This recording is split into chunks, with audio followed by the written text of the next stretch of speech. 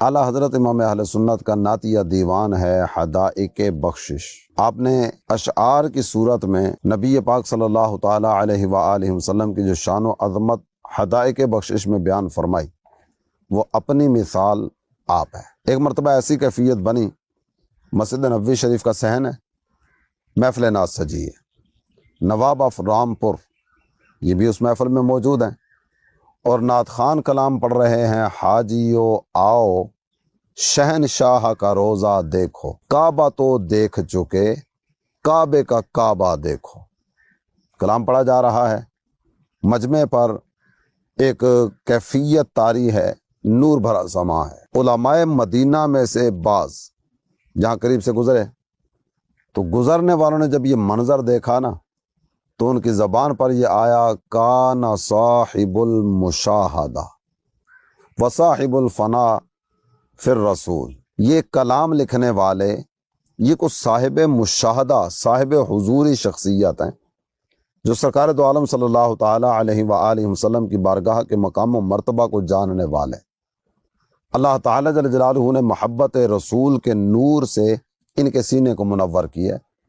حقیقت بھی ایسی ہے کہ اعلیٰ حضرت امام اہل سنت کا کلام یہ اپنی مثال آپ ہے۔ آپ اعلیٰ حضرت امام اہل سنت کے کلام کو پڑھیں تو محبت کی نئی نئی داستانیں ہماری نظروں کے سامنے آتی ہیں۔ ایسا شاعر کہ جس نے اشعار تو لکھے ہوں لیکن اشعار میں گرامر کا استعمال بھی کیا ہو، اور مختلف فنون کے باقاعدہ سے اصول اور ان کی کئی ایک بیان کردہ چیزوں کو اپنے اشعار میں لے کر آئے ہوں، تو آپ ان کو اگر دیکھنے جائیں گے تو آپ کی نظر جمے گی اعلیٰ حضرت امام اہل سنت کی ذات گرامی پر۔ آپ کا ایک کلام ہے جس کلام میں آپ نے دیگر انبیاء کا اور سرکار دو عالم صلی اللہ تعالیٰ علیہ وآلہ وسلم کا ذکر کیا۔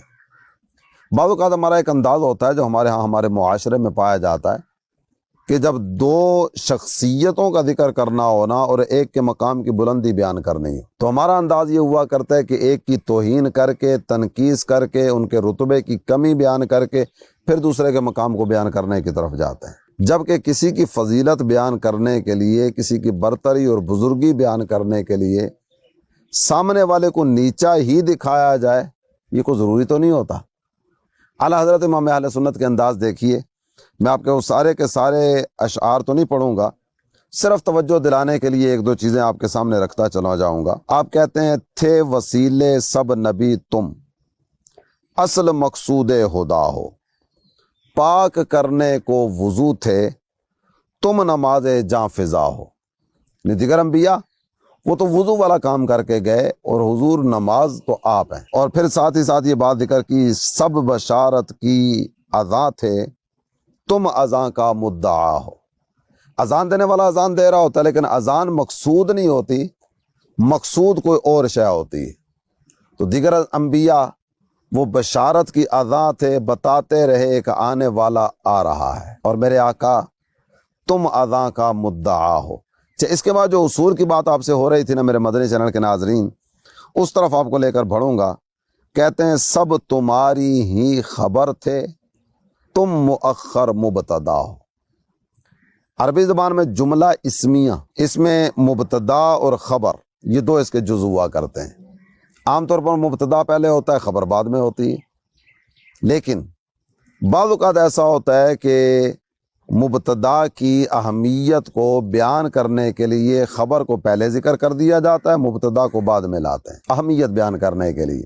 ویسے تو ایک اصول ذکر کیا جا رہا آپ کے سامنے، لیکن اعلیٰ حضرت کہتے ہیں کہ سب تمہاری ہی خبر تھے تم مؤخر مبتدا ہو۔ اور پھر اسی کلام میں ایک بات آپ نے اور اصول کی دنیا کی طرف بڑھتے ہوئے ذکر فرمائی، قبل ذکر اضمار کیا جب رتبہ سابق آپ کا ہو۔ عام طور پر یہ ہوتا ہے کہ ضمیر بعد میں ہوتی ہے، جس کا اشارہ ہوتا ہے نا ضمیر میں، وہ پہلے ہوا کرتا ہے۔ یہ بھی گرامر ہی کا ایک اصول ذکر کیا جا رہا ہے، ہوا، ہما، ہم، یہ ضمائر ہیں۔ ضمیر عام طور پر بعد میں ہوتی ہے، جس کا ذکر ہوتا ہے، جس کی طرف یہ ضمیر اشارہ کر رہی ہوتی ہے، وہ پہلے ہوتا ہے۔ لیکن کبھی کبھی اس کا الٹ بھی ہوتا ہے، اضمار قبل الذکر۔ باقاعدہ تفصیلی ہے کہ یہ بھی موضوع ہے، جہاں اختصار کے ساتھ تو اس کو سمجھانا بھی تھوڑا مشکل ہوگا۔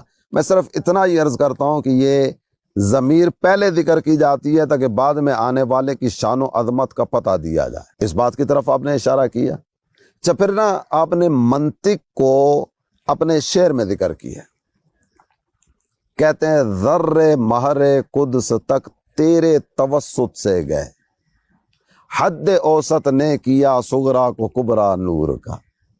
اب مختصر وقت میں اس کی تشریح تو بیان نہیں کی جا سکے گی، لیکن آپ کے سامنے جو چیز رکھنا مقصود ہے کہ گرامر کی روح سے فنون میں بیان کیے گئے اصول و ضوابط کی روشنی میں اپنے آقا کی تعریف و توصیف بیان کرنے والی شخصیت کو کہا جاتا ہے امام احمد رضا۔